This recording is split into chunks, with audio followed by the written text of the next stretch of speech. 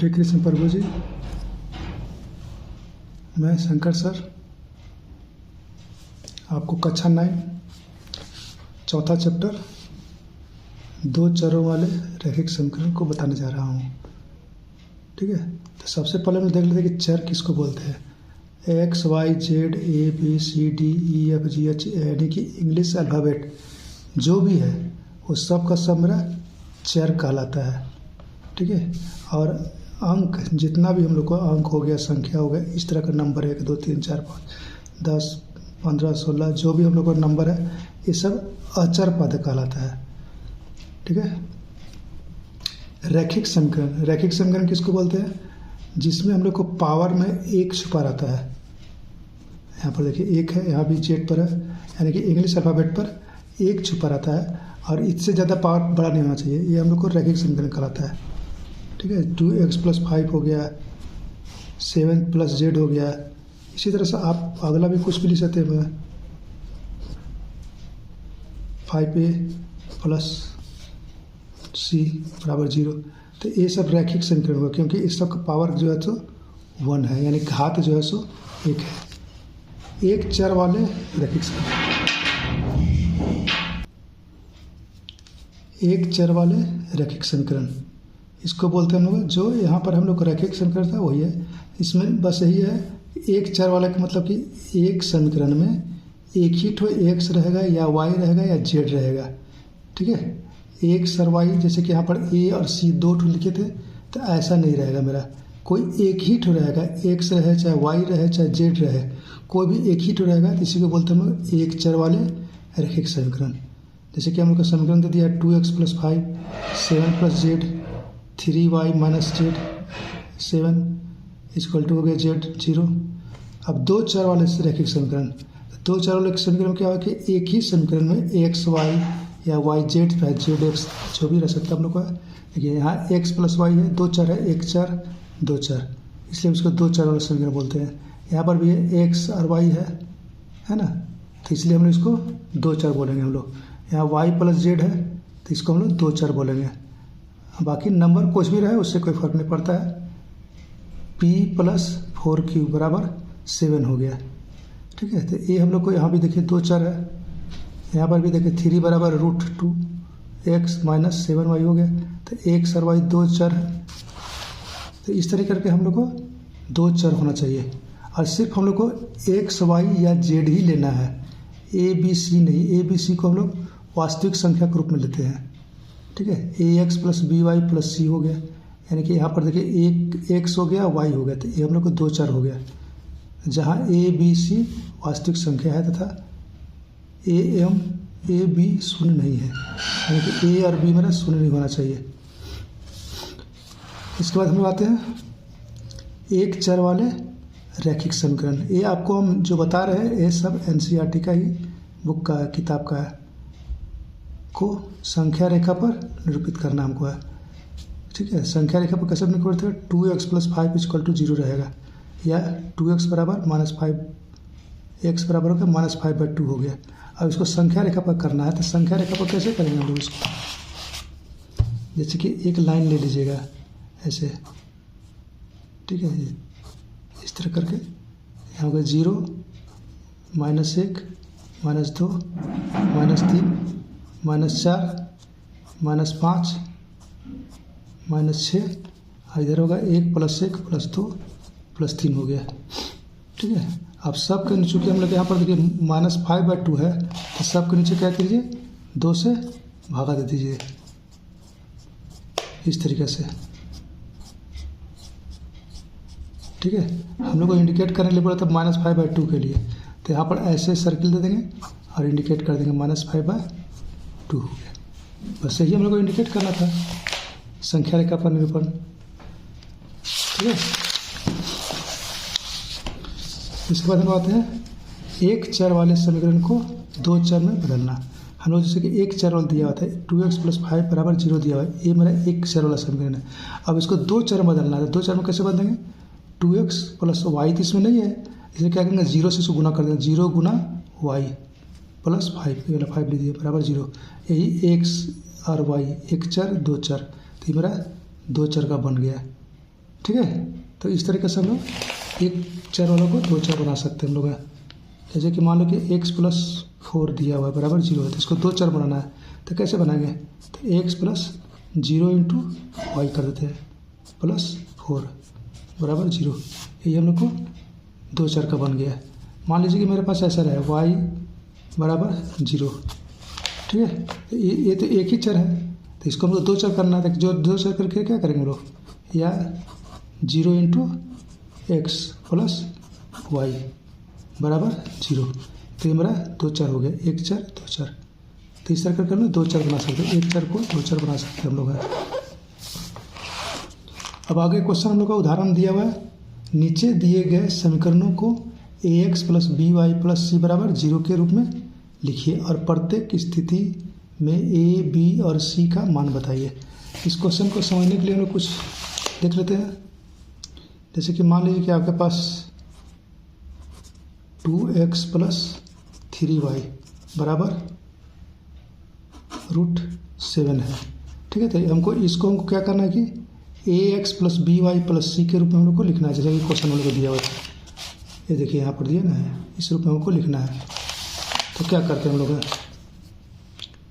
या 2x plus 3y, इसको इधर ले आइए माइनस √7 बराबर 0, या 2x प्लस 3y यहाँ प्लस कर दीजिए, ये माइनस √7 था, इसको माइनस को अंदर ब्रैकेट के अंदर डाल दीजिए, ये हो गया 0। अब यही बन गया, आपको इक्विवेलेंट कर दीजिएगा ax plus B y plus C बराबर 0। ये वाला आ गया ना, a के जगह पर 2 हो गया, b के जगह पर 3 हो गया और c के स्थान पर माइनस √7 हो गया, ठीक है। a के जगह पर 2, b के जगह पर 3, c के जगह पर माइनस √7 हो गया। तो ये हो गया आपका आंसर। अब आपको आंसर लिखना होगा, मान लीजिए कि a कितना है, तो a हो गया 2, b कितना हो गया 3, b हो गया 3 और c कितना हो गया माइनस √7 हो गया, ठीक है। तो इस तरीके से हम लोग को सॉल्व करना है। अब आते हैं क्वेश्चन पर, हम लोग किताब वाले क्वेश्चन पर। यहाँ पर दिया 2x प्लस 3y बराबर 4.37 4.37। दूसरा क्वेश्चन है x माइनस 4 बराबर √3y। तीसरा क्वेश्चन है 4 बराबर 5x घटाओ 3y हो गया। और चौथा क्वेश्चन है 2x बराबर y हो गया।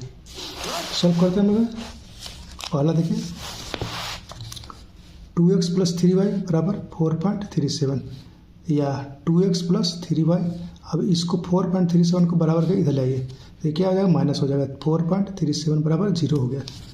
या 2x प्लस 3y प्लस, अब इसको क्या करें कि जैसे अभी क्वेश्चन किए थे हम लोग, ये प्लस डी रखिए, क्योंकि प्लस माइनस होता है ब्रैकेट के अंदर रहता है, तो इस तरीके से। तो ये ब्रैकेट के अंदर ला दीजिए, माइनस 4.37 हो गया बराबर 0। यही हो गया ax plus B y plus C, सब प्लस के रूप में आ गया, ठीक है। अब a बराबर कितना है 2 लिख दीजिए, b बराबर कितना है 3, c बराबर 4.37 हो गया। ये हो गया आपका आंसर, ठीक है। दूसरा क्वेश्चन था x minus 4 equal to √3y, या x माइनस √3, इसको इधर ले आते आइए, तो माइनस में आ जाएगा। अब -4 इसको ले लीजिए यहाँ पर बराबर 0।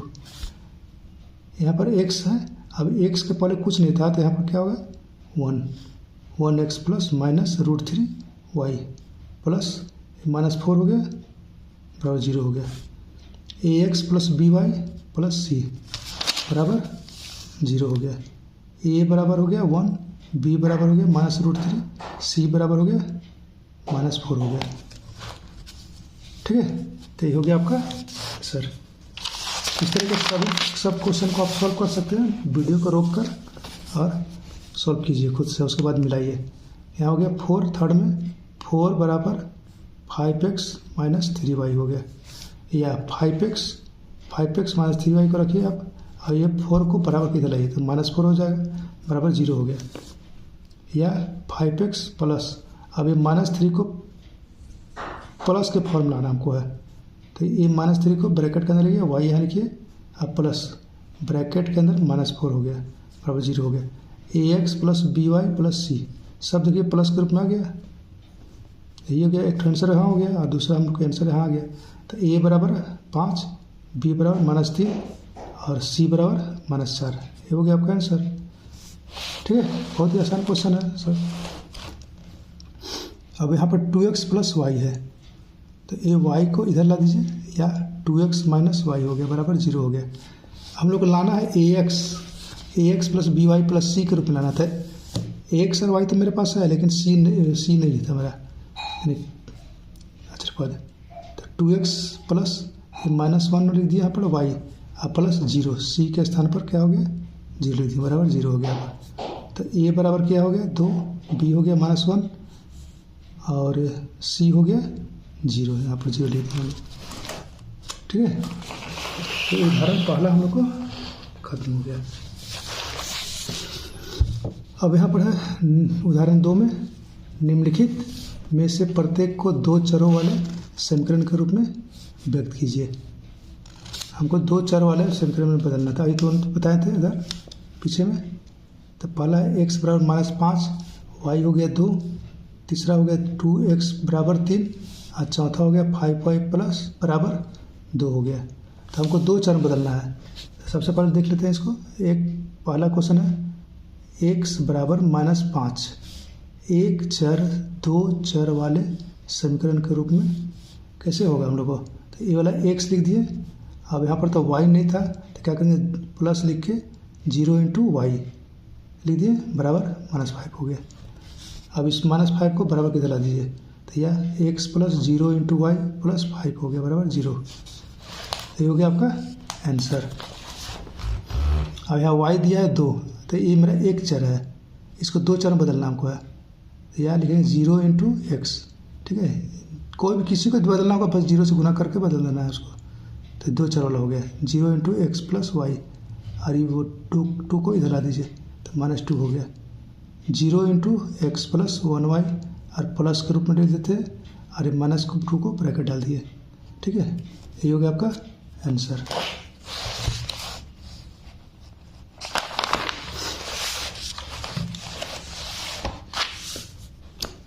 थर्ड में 2x बराबर 3 या 2x प्लस 0 × y -3 हो गया। ठीक है, देखिए हम डायरेक्ट इसको कर दिए, हम डायरेक्ट y को बदल दिया और इसको 3 को इधर ला दिए तो -3 हो गया। 5y बराबर 2, इसमें y है तो x लाना हमको है, तो x को 0 से गुना करते हैं तो 0 × x प्लस 5y -2 बराबर 0 हो गया। उदाहरण 3, समीकरण x प्लस 2y बराबर 6 के 4 अलग अलग हल ज्ञात कीजिए। ठीक है, तो इसको 4 अलग अलग हल ज्ञात करने के लिए क्या करते हैं हम लोग, x प्लस 2y बराबर 6। देखिए यहाँ पर लिख लेते हैं, पहले उसको समझ लेते हैं। x प्लस 2y बराबर 6, तो x बराबर हो गया 6 माइनस 2y हो गया। ठीक है, अब हम लोग क्या करना है कि y का मान रखना है, x का मान अपने निकलेगा। माना y बराबर 0, तो x बराबर क्या होगा 6 माइनस 2 गुना y के स्थान पर 0 दे दें, 6 माइनस 0 यानी कि 6 हो गया। y बराबर 1 रखिए, माना है हमें x बराबर 6 माइनस 2 गुना 1 यानी कि 6 माइनस 2 एकम 2 हो गया, 4 हो गया। ठीक है, फिर 4 को पद बोला था, 4 पद में निकालना हमको है x, तो 6 माइनस 2 गुना यहाँ पर 1 लिखे थे, यहाँ पर 2 लिख देते हैं, तो 2 से 2 दूनी 4 हो जाएगा, 6 माइनस 4 यानी कि 2। फिर माना y बराबर 3, तो x बराबर 6 माइनस 2 गुना 3 यानी कि 6, 2 दिया 6 हो गया, 0 हो गया। 4 पद आया ना हम लोग को, 1 हो गया, 2 हो गया, 3 हो गया, 1 हो गया, 4 हो गया। ठीक है, इस तरह से हम लोग को सॉल्व कर देना है। ठीक है, उसी को हम लोग यहाँ पर बनाए हैं डिटेल से। एक्स प्लस 2y बराबर 6 हो गया या x बराबर 6 माइनस 2y हो गया। सबसे पहले यदि हम लोग मान लेते हैं यदि y बराबर 0 तो x बराबर 6 माइनस 2 इंटू 0, 2 को 0 से गुना कर दिए, 0 हो गया यानी कि 6 बच गया। यहाँ पर 1 रखते हैं तो 6 माइनस 2 इंटू 1 यानी कि 6 माइनस 2 बराबर 4 हो गया। यहाँ पर इसी तरह आते हैं y बराबर 2 रखते हैं मान लीजिए, तो x बराबर हम लोग को सीरियल नंबर से रखना है, 0 1 2 3 जितना ही रख सकते हैं, जितना पूछेगा क्वेश्चन में भर देना है। 6 माइनस 2 इंटू 2 हो गया, 6 माइनस 4 यानी कि 6 में से 4 घटा देते हैं 2 बचेगा। यदि y बराबर 3 है तो x बराबर क्या हो जाएगा 2, 6 माइनस 2 दिए 6 हो गया, 6 में 6 घटा देते हैं 0 हो गया। अतः समीकरण का चार हल, 4 हल हो गया ना, 6 0 4 1, देखिए 6 0 पास आ गया। यहाँ पर से x है, x 6 हो गया और y हो गया 0, तो हमेशा x को पहले लिखते हैं x y x y x y x y, ठीक है। अब देखिए यहाँ पर y था 3 तो 3 रख दिए और x था मेरा 0 तो 0 रख दिया। पर सब जगह मेरे को वही रखना है। यहाँ भी मेरा x 2 आया था, 2 रख दिए और y मेरा 2 था, तो यहाँ पर 2 हो गया, ठीक है। तो इसी तरह से हम लोग को बनाना है। वीडियो को रोककर इसका एक्सरसाइज वाला बनाइएगा प्रश्नावली को, इसी तरह से अच्छा लगेगा, खुद से समझने में आसान हो जाएगा। इसके बाद आते हैं ना उदाहरण 2 में, ऐसे उदाहरण 4 में, निम्नलिखित समीकरणों में से प्रत्येक समीकरण के 2 हल ज्ञात कीजिए। बस इसमें ऊपर में था तो 4 को हल ज्ञात करना था, इसमें हम लोग को 2 हल ज्ञात करना है और कोई अंतर नहीं है। 4x प्लस 3y बराबर 12 हो गया। दूसरा क्वेश्चन हो गया 2x प्लस 5y बराबर 0। तीसरा हो गया 3y प्लस 4 बराबर 0। आप नया किताब लेकर उसमें देखिए, पुराना किताब में नहीं, नया किताब जो 2023 में बदला है।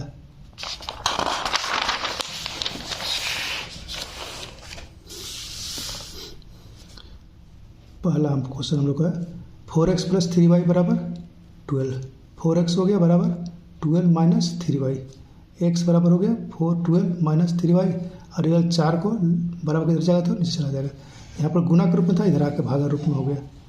अब लोग को y को मानना है, x का मान निकलता जाएगा ये, तो y को मान लीजिए, y यदि y बराबर 0 है तो x क्या हो जाएगा, x बराबर 12 माइनस 3 गुना 0 बटा 4 हो गया, बराबर हो गया 12 माइनस 0 बटा 4, 12/4 हो गया, 4 दिया 12।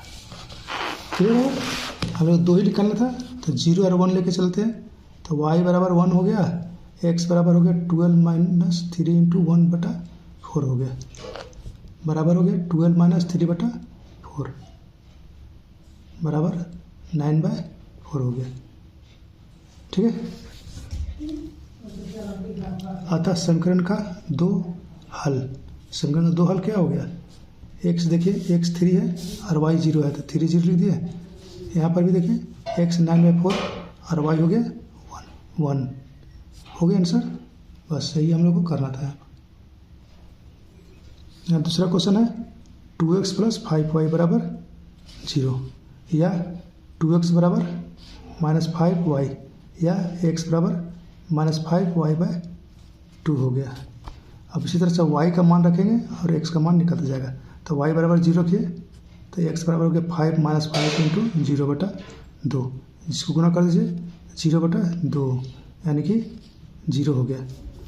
यदि y बराबर 1 तो x बराबर क्या हो जाएगा, माइनस 5 इंटू 1 बटा 2 हो गया, यानी कि माइनस 5 और 1 गुना करें तो माइनस 5/2 हो गया। तो 2 आ गया ना हम लोग का 2 हल। अतः समीकरण का 2 हल बराबर हो गया 0 0, देखिए 0 0 0 हो गया, और यहाँ माइनस 5/2 और 1। सबसे पहले आपको x लिखना है और उसके बाद y का मान लिखना है। यहाँ भी x का मान लिखना है, y का मान लिखना है। तो x का मान कितना हो गया 5/2 और y का मान हो गया 1, तो यहाँ 1 लिख दिए, ठीक है। तीसरा नंबर 3y प्लस 4 बराबर 0। अब इसमें देखिए कि x है ही नहीं है, तो सबसे पहले क्या करना कि हमको 2 चर में, एक चर वाला था इसको 2 चर में बदलना हमको है। तो 2 चर में कैसे बदलते हैं हम लोग, तो इसको 0 से गुना कर देते हैं x को, तो 0 into x plus 3y plus 4 बराबर 0 हो गया। अब 3y लिखिए और ये वाला ये इसको और इसको बराबर के इधर लिखते हैं, तो -4 माइनस 0 इंटू एक्स हो गया। y बराबर -4 माइनस 0 इंटू एक्स, और ये वाला 3 को इधर लेते हैं, तो हो गया 3/3 हो गया। अब उसी तरह से मान लेते हैं यदि वो x बराबर 0 तो y बराबर कितना होगा, -4 माइनस 0 इंटू 0/3। ठीक है, x के जगह पर 0 रख देते हैं हम लोग, तो ये 0 0 खत्म हो गया, तो -4 इंटू -0/3 यानी कि -4/3 हो गया। यदि x बराबर 1 रखते हैं तो y बराबर कितना है, -4 माइनस 0 इंटू 1/3 हो गया। ठीक है, बराबर -4 ये वाला गुना करते हैं तो 0 हो जाएगा, 3 हो गया, यानी कि -4 में से -3 घटा देते हैं तो -4/3 हो गया। समीकरण 2 हल आ गया। अतः समीकरण का हल 0 -4 3 -4/3 हो गया, 0 हो गया, -4/3 हो गया y, x हो गया 1 और y हो गया -4/3 हो गया। ये हो गया आपका आंसर। तो इस तरह से प्रश्नावली जो था सब उदाहरण जो था हमारा खत्म हो गया। अब आगे आते हैं हम लोग प्रश्नावली पर। प्रश्नावली को हम लोग अगले वीडियो में करेंगे क्योंकि बड़ा होता जा रहा है वीडियो। ठीक है, तब तक के लिए जय सिया राम।